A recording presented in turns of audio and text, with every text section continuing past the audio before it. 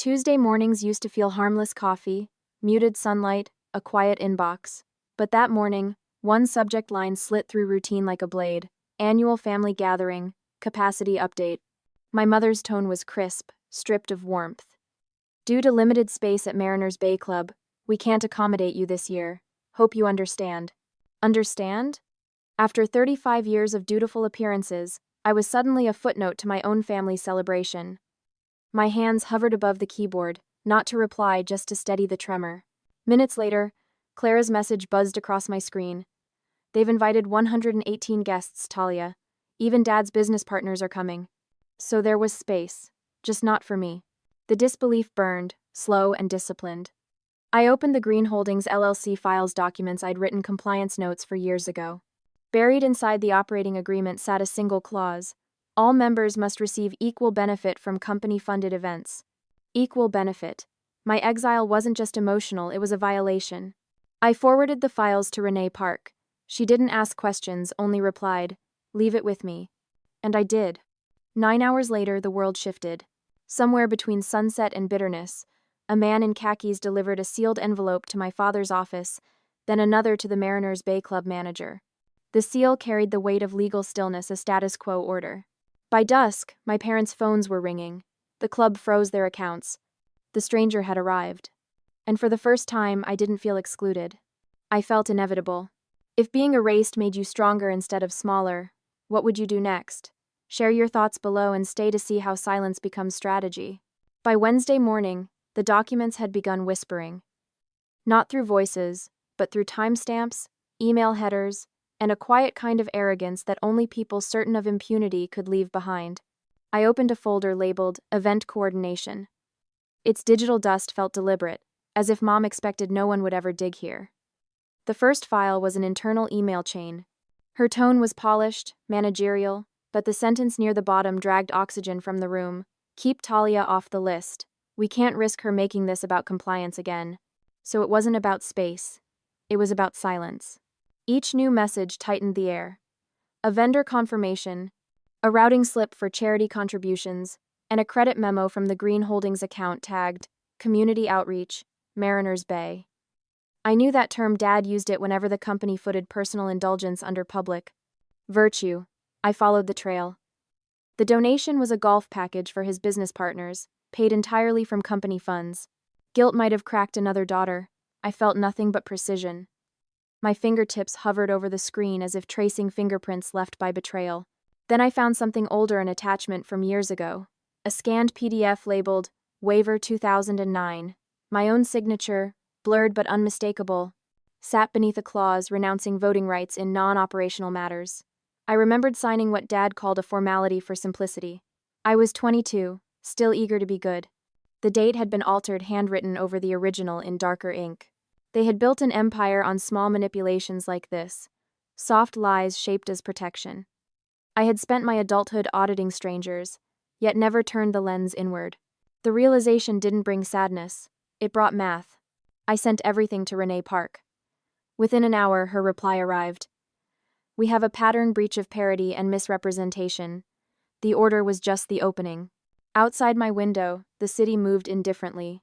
Inside, I watched my family turn into evidence. At noon, my phone buzzed with an unknown number. I let it ring. It stopped, then returned. On the second ring, I answered, voice steady. A man introduced himself as Mr. Cole, the general manager at Mariners Bay Club. His tone was courteous but cold. He explained that my mother had already called him, insisting I was not a participating member of the family enterprise, and that the club need not communicate with outsiders. The word outsider carried no sting anymore. It landed like a data point, predictable, almost confirming the hypothesis. I thanked him politely and ended the call. Hours passed as I built a silent map. Who knew what, who benefited most, who feared discovery. Each name glowed in my mind like a pin on a board. I didn't need confrontation. Exposure worked better when gravity did the pulling. By late afternoon, my inbox filled again, this time from Clara. A single line, hesitant. Don't be mad, but everyone's already there.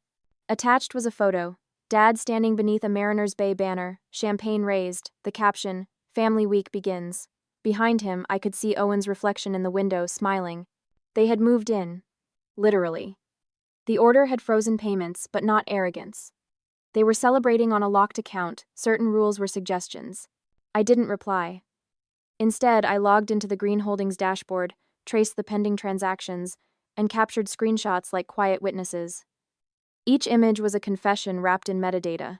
For the first time, I didn't feel like an exile trying to get back inside. I felt like the mirror they'd avoided. The world wasn't punishing them, it was merely catching up. And somewhere, beneath that calm certainty, I knew this was only the beginning of their unraveling. Thursday arrived with the weight of a storm no one could name. Not thunder or rain, but information small, feral, impossible to contain. My phone trembled before dawn, a low vibration that felt alive. The first ping came from the company feed, a status tagged number family first posted by Jade, Owen's wife. A single line wrapped in performative grace. Some people only remember family when there's money involved. No names, no context, just enough poison to divide an audience. Within minutes, employees liked, relatives commented, and the whisper became a declaration. Screenshots moved faster than apologies ever could. I didn't react. My silence did the arithmetic. For every heart emoji, there was a witness. For every insinuation, a timestamp. An hour later, Pia sent me a forwarded voice message. I pressed play once. My mother's tone was low, disciplined, rehearsed. If Talia wants to be treated like family, she should act like one, not drag us through paperwork. The sentence didn't wound, it confirmed. They hadn't learned humility, only strategy. I archived the file, tagged it admissions, MP3, and stored it with the rest. By noon, the Greene Holdings intranet turned into a living battlefield. Owen circulated a clarification memo to vendors, claiming that I had voluntarily stepped back from member duties. The signature block below the text looked familiar, my own digital sign-off, copied and cropped. A counterfeit self. I studied the forgery the way one studies a reflection distorted in water, not to correct it, but to measure its dishonesty. Then I logged the metadata. Even betrayal left fingerprints. Meanwhile, Renee Park sent a short note. They hired a PR firm. Attached was an email thread between Mom and a consultant named Marla Kent. One line stood out in fluorescent coldness. Spin it as personal conflict. Downplay the legal language. I could almost hear the phrasing rehearsed for cameras, how they'd cast my precision as vindictiveness, my restraint as hostility. But truth, when documented, doesn't need applause. It just waits for contrast. The rest of Thursday dissolved into static. News of the injunction leaked through vendor circles. Someone at the club confirmed the freeze, and suddenly my parents' carefully curated facade began to fracture. Clients started asking questions. Extended relatives started calling each other. By late afternoon, the Greene family group chat, quiet for months, lit up like a detonation. Clara sent updates in real time. Mom's pacing, Dad's shouting about betrayal, Owen's in damage control mode. Each text arrived like a pulse. I watched without replying. Distance wasn't detachment, it was surveillance. Evening bled into night. I opened social media out of habit, not vanity.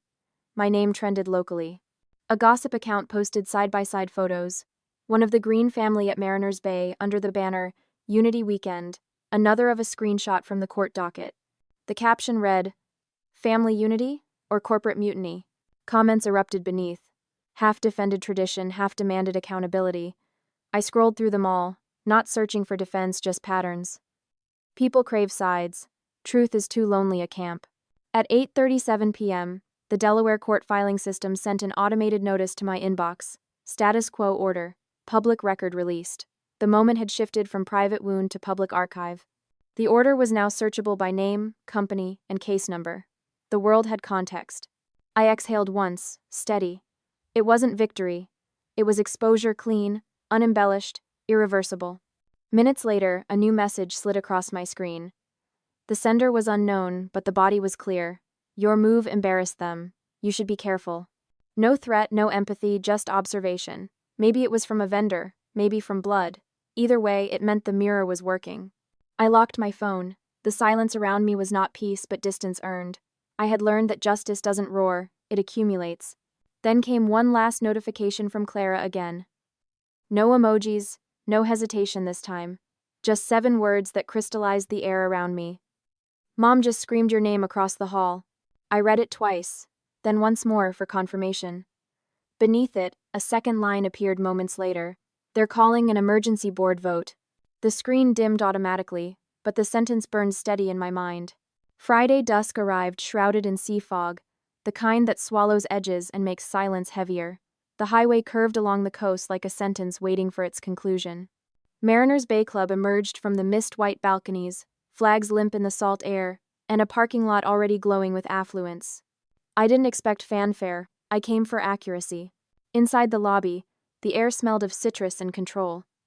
The marble floors reflected a perfection that had always been my mother's brand. At the reception desk, a printed sheet lay open: event roster, Green Holdings Family Retreat. My name wasn't there. It didn't need to be. The seal on the envelope in my bag already corrected the omission. Mr. Cole stood behind the counter, posture straight, face arranged in diplomacy. He greeted me without surprise, as if he had rehearsed the possibility of my arrival. The tone of his politeness was institutional, not personal. When he handed over a room key labeled Cabin 12, I recognized efficiency, the language of those who understand hierarchy, but serve law. Outside, the wind pressed against the glass. Somewhere across the courtyard, music thudded faintly, a forced cheerfulness.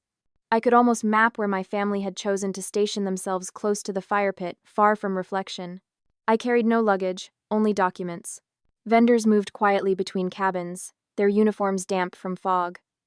I noticed the subtle dissonance: trays half-stocked, floral arrangements missing from their pedestals. Orders had been suspended.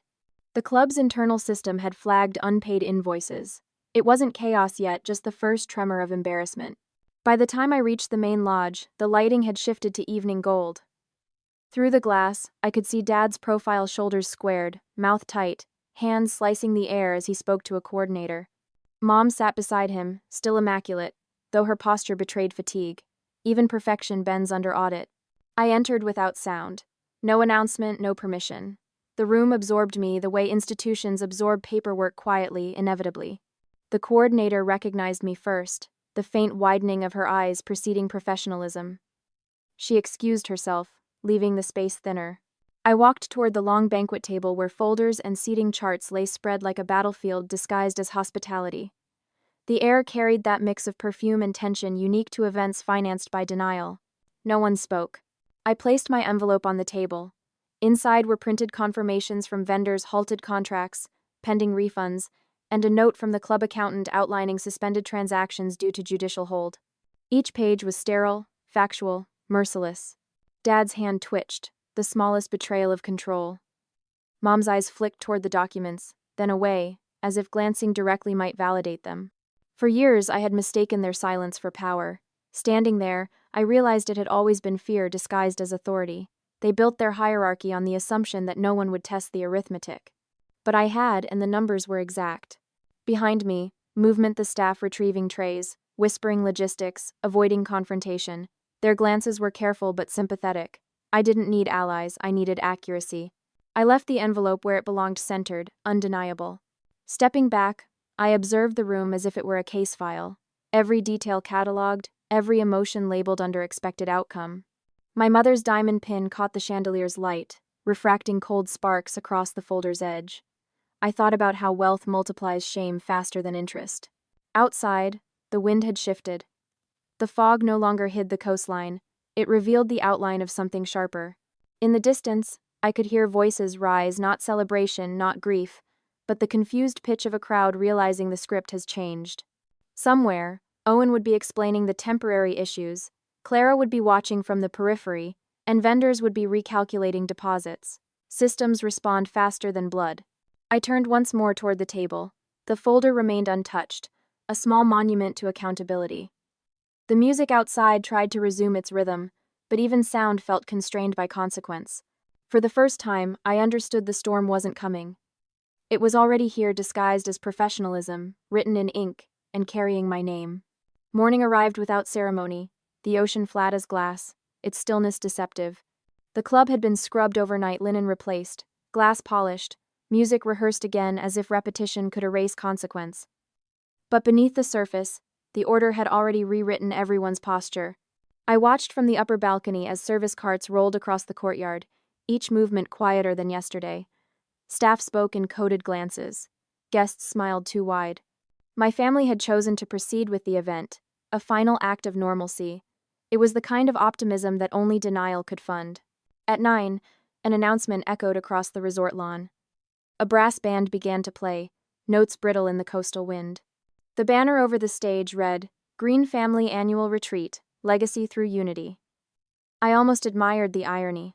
Below, Dad took the microphone. His suit fit perfectly, his words did not. I couldn't hear every syllable, but the rhythm was unmistakable: polished gratitude, curated humility, the theater of leadership. Mom stood beside him, her expression calibrated between grace and tension. Behind them, Owen managed logistics, orchestrating the illusion that everything was still intact. But illusion has a half-life. At precisely 10, the club's internal network went down. The screens behind the stage, meant to project family photos and company milestones, froze mid-frame. Then they flickered white noise, blue glitch, then black. Guests murmured, confused. A few clapped, thinking it was part of the show. The blackout lasted 11 seconds, long enough for panic to breathe. When the screens revived, they didn't show smiling portraits. They displayed balance sheets, real ones. Vendor invoices, charity disbursements, cash transfers, all bearing the Greene Holdings header. Every line was time-stamped, each inconsistency highlighted in red. Silence thickened like fog. No one screamed, no one moved. The sound that filled the air was smaller, the collective inhale of people realizing truth had entered the room uninvited. Dad's voice faltered. Mom's hand gripped the podium. Owen stepped forward, but the system wasn't his to control anymore. The club's network security had synchronized automatically with the court's public file, the result of transparency protocols, not sabotage. The truth wasn't leaked, it was delivered. From my vantage point, the scene looked almost serene. Power, when stripped of secrecy, becomes absurdly fragile. I descended the stairs slowly, not as participant but as observer. The marble steps reflected fragments of sky and movement. When I reached the terrace, I saw my mother's reflection in the glass door, still poised, but diminished. Her eyes scanned the crowd, searching for order, but order had already switched allegiance. Cameras began to rise, phones, tablets, news crews who had arrived early for the weekend feature. The story had written itself. I didn't need to speak. The documents had found their audience. Security moved with uncertainty, unsure who to protect. Vendors waited for instruction that wouldn't come. In one corner, Clara stood frozen, holding a clipboard she no longer needed. The hierarchy had collapsed soundlessly, like a building underwater. I walked past them toward the stage. No one stopped me. On the table lay the event binder, now useless. I placed a single folder atop it, copies of the court's audit confirmation. No commentary, no announcement, just precision. As I turned, a gust from the sea carried the banner loose from its string. The fabric tore once, cleanly, and fell over the podium. The phrase, "Legacy Through Unity," disappeared beneath the folds. That was the moment I felt release, not triumph, not vengeance, just equilibrium returning to its rightful state. The crowd began to disperse. Conversations broke into whispers, then into silence again.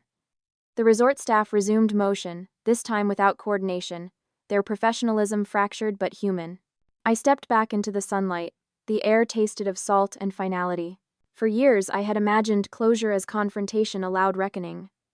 Instead, it sounded like printers pausing, like ledgers updating, like applause withheld. I left through the side path, the one lined with driftwood and low rosemary. Behind me, the club resumed its performance of order, unaware that the real show had ended hours ago. Truth didn't explode, it settled.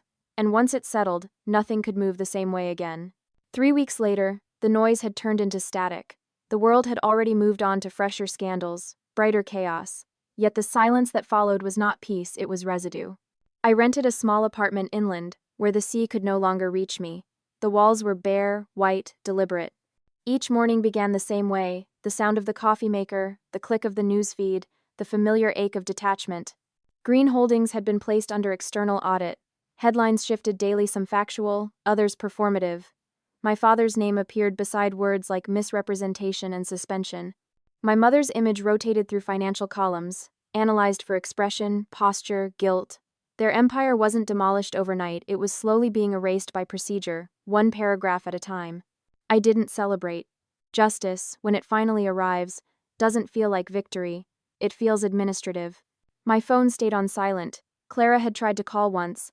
I saw her name flicker on the screen and let it fade. There was nothing left to translate between us. Owen's public statement arrived a week later, a paragraph of corporate neutrality. He called it an unfortunate misunderstanding. It wasn't, it was arithmetic. The club at Mariners Bay had canceled its annual contract. Vendors had stopped using our family name as currency. The community that once orbited my parents' influence now pretended to have never attended their dinners. Silence is a flexible loyalty. I spent the days sorting through digital clutter, old emails, shared drives, archived receipts. Deleting felt ceremonial. For years, my identity had existed in proximity to theirs. Every document bore the same surname, embossed in serif gold. Now, each deletion felt like unthreading a seam. One afternoon, I found a file I hadn't noticed before. It was a photograph me at 16, standing beside my mother at a corporate fundraiser. Her hand rested lightly on my shoulder, a gesture that read as affection to strangers. The caption beneath it read, "Continuing the Green Legacy." I stared at it for a long time. Not with nostalgia, but recognition. That photo was never about family. It was branding. That evening, I drafted a legal request to change my name. Not for disguise, not for drama, simply for accuracy. The past tense of belonging deserved a new noun. The process was simple: online forms, notarized identity, a small fee. When the approval email arrived, it felt anticlimactic. The world doesn't pause for reinvention. It simply allows it. Outside, rain began to fall softly against the window. Not the coastal kind that threatens, but the urban kind that cleans. I opened the window slightly, letting the air mix with the smell of ink and quiet. I checked the final report from the auditor. The numbers spoke without emotion. Frozen accounts, restitution plans, compliance mandates. The document ended with a single line: effective removal of primary officers, Richard and Evelyn Greene. Their names, detached from mine at last. There was no triumph in it, just completion. People imagine revenge is combustion. But what remains afterward is not ash, it's order. I spent that night reorganizing files under my new legal identity. Each renamed folder felt like a small act of reclamation. When I reached the last document labeled Family Affairs, I didn't open it. I dragged it into the archive and pressed delete. The confirmation box appeared. "Are you sure?" I clicked yes. The sound was soft, almost elegant, the kind of ending that doesn't echo. The next morning, I didn't check the news. I didn't need to. The story had outgrown me, as stories do when truth has done its work. I made coffee, watched the light change across the wall, and understood that silence could be honest too. The first time I walked past the Green building after everything ended, the glass facade still caught the morning sun the same way it always had. From the street, it looked untouched, clean, reflective, hollow. People hurried past without noticing the vacancy inside. Legacy fades quietly. The world rarely waits to witness its unraveling. I didn't stop. I kept walking until the city noise folded over me, blurring memory into motion. The rhythm of footsteps was its own kind of freedom. No one recognized me anymore, and that was the point. A new name carries no history. It's an empty ledger waiting for new entries. But anonymity, I've learned, is not the absence of identity, it's the recovery of it. I found work with a nonprofit that audits small charities, the kind that still believe in receipts and accountability. The office was small, practical, filled with people who spoke in facts rather than performances. When they called me by my new name, it sounded almost too light at first, like something I hadn't earned yet. But with time, it fit, not as disguise but as precision. Sometimes, on my lunch break, I'd scroll past online articles. The Green case had become a case study in ethics and corporate oversight. Professors cited it in classrooms, journalists dissected it in long-form features. None of them knew the quiet rooms behind those numbers, the people inside those photographs. To them, it was an example. To me, it had been anatomy: how deceit breathes, grows, and finally collapses under its own weight. One evening, I received a letter forwarded from my old address. No return name, just a city stamp. Inside was a single line written in my mother's handwriting. "You were never a stranger, we just never looked closely." I folded it carefully, once. The ink had bled slightly, as if humidity had tried to erase it. I didn't feel anger or tenderness, only distance, the kind that protects more than it divides. That letter stayed on my desk for a week before I shredded it with the rest of the mail. Closure isn't about keeping evidence, it's about no longer needing it. Sundays became the quietest days. I'd walk to a nearby cafe, sit by the window, and watch people carry on, families arguing, friends laughing, strangers scrolling through their own distractions. Life continues, unbothered by the ruins behind it. It struck me how often we mistake blood for belonging. Families teach you rules, but not always honesty. Sometimes the ones who call you stranger are simply those who can't survive your truth. When I finally looked at myself not as daughter, not as accuser, not as consequence, I found something steady underneath the noise. I hadn't become the villain they feared or the saint the internet imagined. I had simply become factual. And in that simplicity, there was peace. One night, I walked to the shoreline outside the city. The Pacific stretched black and infinite, the air colder, the horizon empty. The tide moved without drama, each wave folding into itself like it understood impermanence better than humans ever could. I threw a single coin into the water, not for luck, for punctuation. Because stories like mine don't end with forgiveness or applause, they end with accuracy. For years, I believed revenge meant symmetry, that making them lose what they made me lose would balance something invisible. But the truth is quieter. It's the ability to wake up without needing them to remember. The world keeps moving, the ocean keeps breathing, and the stranger they once rejected is no longer waiting at the door. She walked away and stayed gone. If truth cost you your family, would you still choose it? Tell me your thoughts below, and remember, sometimes being the stranger is how you finally belong to yourself.